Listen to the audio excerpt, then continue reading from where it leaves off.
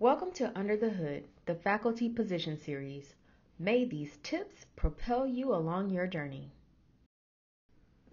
Hello, everyone. This is part one of the Faculty Position Series. And in this part, I will give you a few tips on how to determine if the job announcement is a good fit for you, specifically for STEM and more specifically for engineering positions at an R1 institution.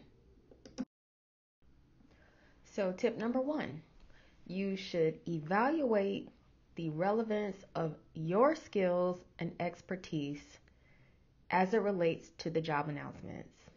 So, yes, you should actually think about and evaluate what percentage of a match you are to the department's job advertisement, because you won't be a good fit for every call, even if you think you are.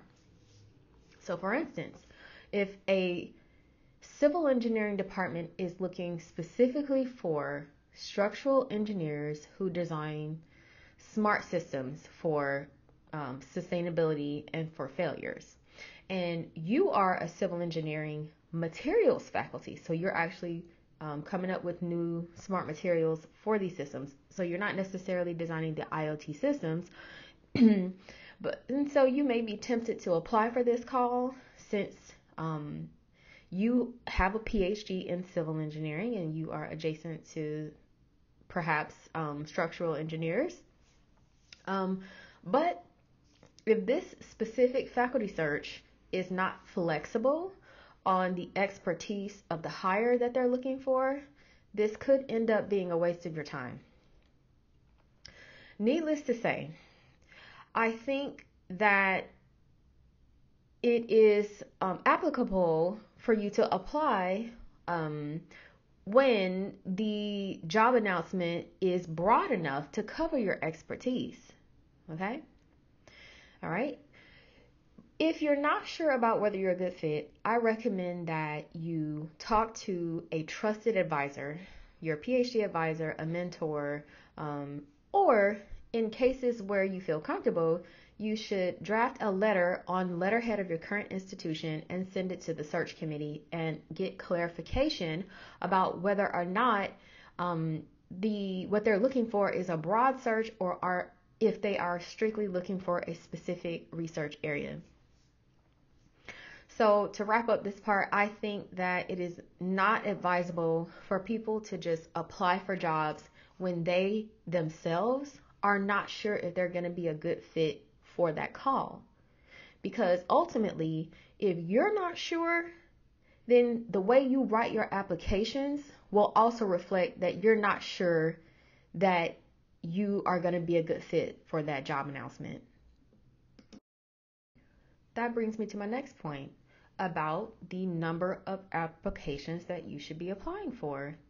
So if you are adequately evaluating your fit for the job, then that's going to reduce the amount of applications that you submit.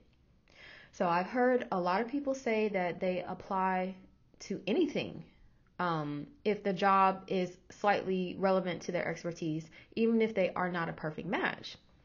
I personally think this is a bit of a waste of time unless the call is for a broad category of research discipline. Okay? So for instance, a chemical engineering department may be looking for any chemical engineer, okay? Materials, biochemical, etc. Only then should you put in your applications if the call reads for a general search. So from time to time, you'll see that, but unless you see that, you really should not be applying for that job.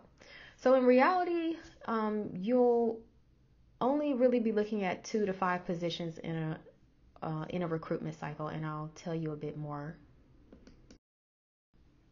So you may not think that 2 to 5 applications is enough to make you competitive for a job, and you may think that applications are a numbers game. In a sense, it is, but I'll explain to you why you may want to narrow your search.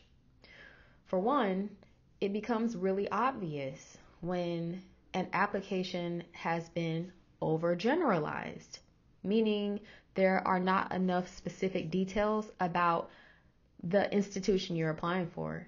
And you really aren't saying how your experience fits well and your expertise fits into the department and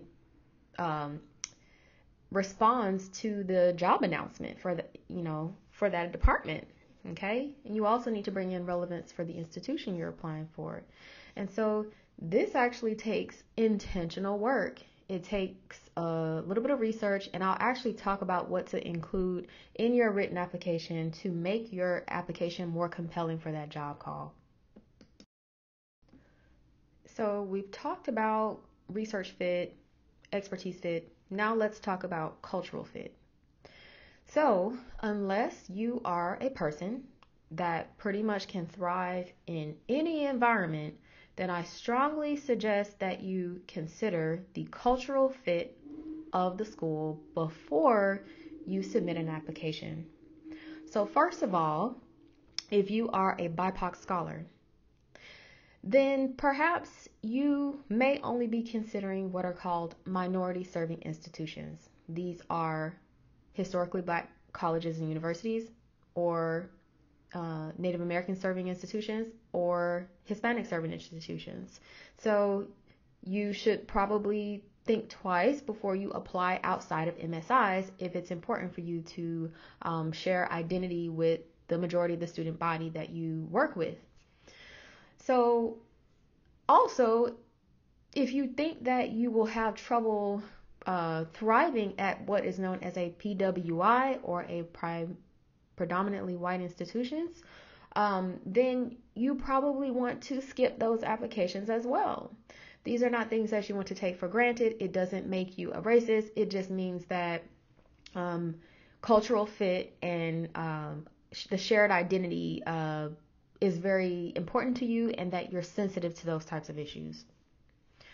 However, if you are thinking about PWIs, then if you know that the school is highly committed to diversity, equity, inclusion, and belonging efforts, and you know of other BIPOC faculty that are actually thriving in that department, then I would give it the go ahead to apply. Otherwise, you probably want to skip those applications.